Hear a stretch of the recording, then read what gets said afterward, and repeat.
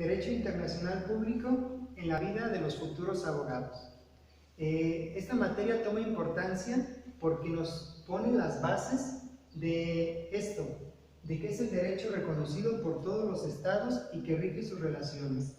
Así como en una casa, en un país, en algún municipio, hay acuerdos establecidos para las relaciones entre los individuos, estamos hablando que a nivel internacional, entre naciones, también hay un derecho que lo rige. Estamos hablando del público, puesto que también existe el derecho internacional privado, en este caso, público. Para explicar la primera parte de lo que sería esta materia, estamos hablando de 4 puntos principales. Lo primero, relativo al origen, a la evolución, naturaleza jurídica, sujeto y sus fuentes. Sin ahondar en muchos datos históricos, lo primero que tenemos que tener bien presente, 1918-1945, el periodo entre la Primera y la Segunda Guerra Mundial. Al término de la Segunda Guerra Mundial, más de 70 millones de muertos. Las naciones se reúnen y dicen: no podemos dejar al arbitrio de alguna nación el que solamente ellos decidan cómo solucionan sus controversias, sus problemas, y te mando una bomba atómica. Entonces, a partir de ahí, el nacimiento de la ONU y de muchos organismos internacionales, como aquellas sociedades o agrupaciones que se encargan de regular las relaciones entre los países. El objeto, el derecho internacional público, tiene como finalidad el que las naciones tengan una convivencia pacífica, cordial y de una manera humana, de una manera respetuosa, resuelvan sus controversias. Entre sus fuentes, destacamos ante todo los convenios o tratados internacionales, que son acuerdos entre los países en donde ellos dicen: te acepto yo estos términos, tú acéptalos y llevamos la fiesta en paz. Por ejemplo, la costumbre internacional, la misma comunidad internacional como un organismo supranacional en donde cada país de algún modo cede un poco de su soberanía y dice lo que la comunidad diga, yo me adhiero a ello. Le estamos hablando de un derecho relativamente joven, no más desde el siglo XIX a la fecha, en donde constantemente se ha ido evolucionando, y vemos la actualidad de esto en temas, por ejemplo, como lo de China y Estados Unidos, en donde hace poco algunas embarcaciones de Estados Unidos estaban muy cerca del límite de mares, de aparentemente aguas internacionales, y sin embargo que pertenecían a China. O por ejemplo, los aranceles que puso Estados Unidos a los demás países, violando acuerdos de derecho internacional. Por ejemplo, la experiencia de los cónsules, de relaciones diplomáticas, todo esto son temas de derecho internacional.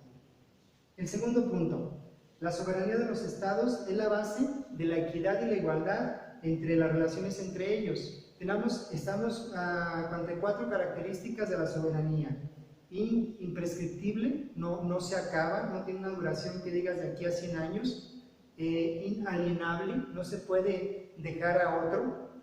Es indivisible y es única. Estas 4 características de la soberanía hacen que al momento de que cada estado la posea, sea posible las relaciones entre ellos. Y esta es la base para que también digas: tu estado te reconozco y por tanto puedo establecer relaciones contigo. El tercer punto, la responsabilidad internacional. Estamos hablando de que al momento en que los estados se relacionan, tienen acuerdos, ejercen fuera de sus fronteras, quisieran tener alguna experiencia ya sea económica, diplomática, pueden caer en algún hecho ilícito. Entonces, al menos tienen que tener la responsabilidad en términos de reparar el daño. Esto se referiría a ese punto de la responsabilidad. En cuanto a los sujetos del derecho internacional público, este es un tema muy extenso. Principalmente los tratadistas los parten en 2.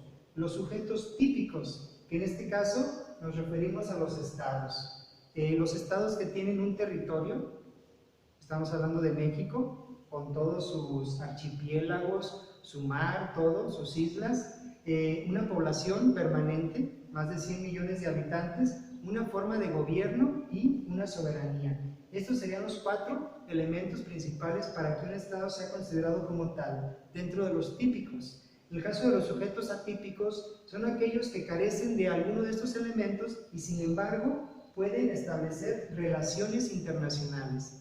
A organismos internacionales como la ONU, como la UNESCO, la Cruz Roja, el Vaticano, la Orden de Malta, que más que decir que quieren un lugar entre los estados, muchos de ellos son observadores y son quienes apoyan a que las relaciones entre los países, porque muchos de ellos tienen varias participaciones en varios países, apoyar al desarrollo humanitario, desarrollo cultural, desarrollo social, más que querer invadir las esferas de los países. Estos sujetos atípicos, como por ejemplo el Vaticano, busca que en todos los países donde haya personas se siembre un poquito y se respeten los derechos humanos y la semilla del Evangelio, por ejemplo.